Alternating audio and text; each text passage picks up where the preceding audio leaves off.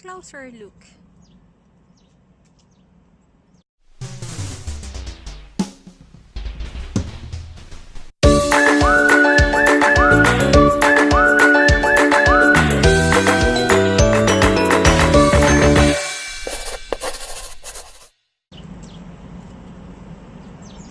Closer look with cherry blossoms. Ayan, ang daming flowers, di ba? Nanguha ko ng flowers. Chan!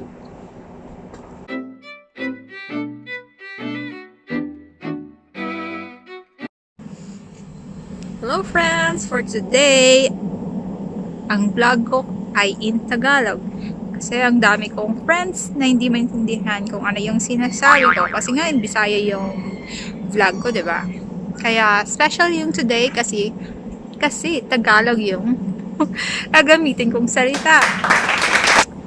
At nakita nyo naman, oh, may cherry blossom ako, diba? Hindi po yan peke, totoo yan. Ito, oh, diba? Ayan po. Hindi ko na kailangan gumastos para magpunta ng ibang lugar para makikita ng cherry blossoms. Nandito lang talaga siya sa workplace ko. Cherry blossoms.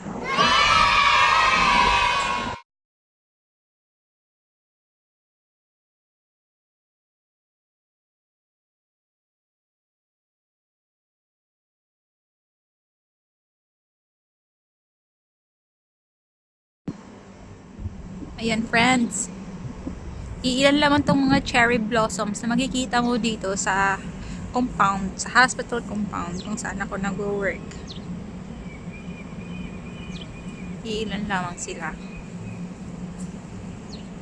Kasi nakakalat po sila sa iba't ibang party, iba't ibang bahagi ng hospital.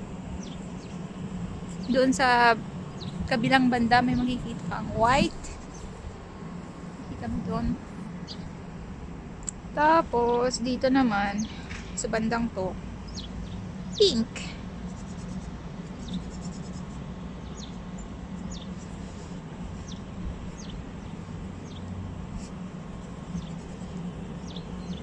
Ito, closer look po sa cherry blossoms.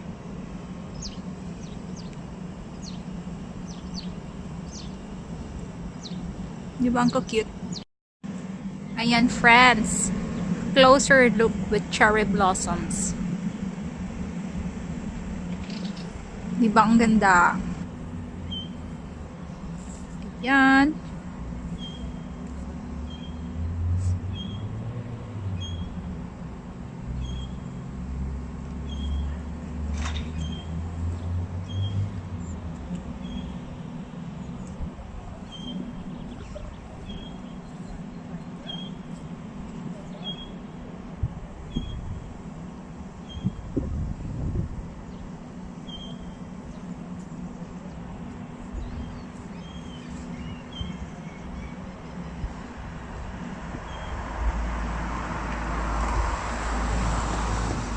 Ayan, ayan, ayan.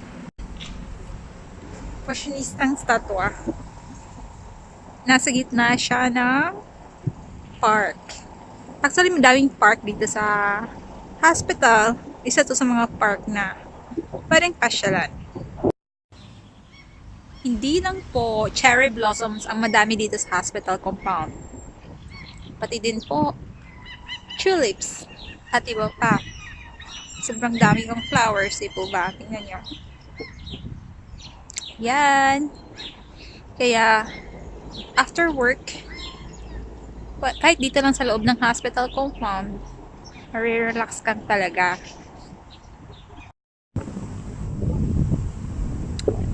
Medyo chilly po dito ngayon. As in, malamig talaga. Kasi windy. Tsaka, malamig talaga ang temperature today kasi walang araw. Yan, white flowers. White flowers. Yan po, closer look ng mga white flowers na nakikita mo dito sa hospital compound.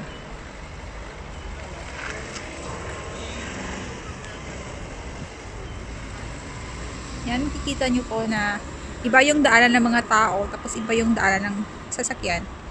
Kaya sobrang safe maglakad-lakad dito. Hindi nakakatakot maglakad. Hindi nakakatakot na masagasaan ka. Sobrang mahangin po dito ngayon kung kaya mahirap mag-focus. Ayan, di ba ang cute nila? As in literal pong cute kasi ang liliit po niya.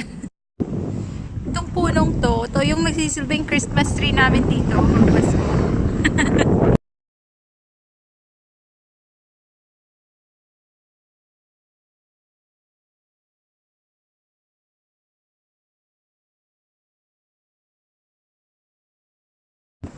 Ito naman sila mga wildflowers. Wildflowers. Ito yung tapos ng nag-bloom. Pero dito sa baba ang daming wildflowers. Oh. Tapos na nag-bloom.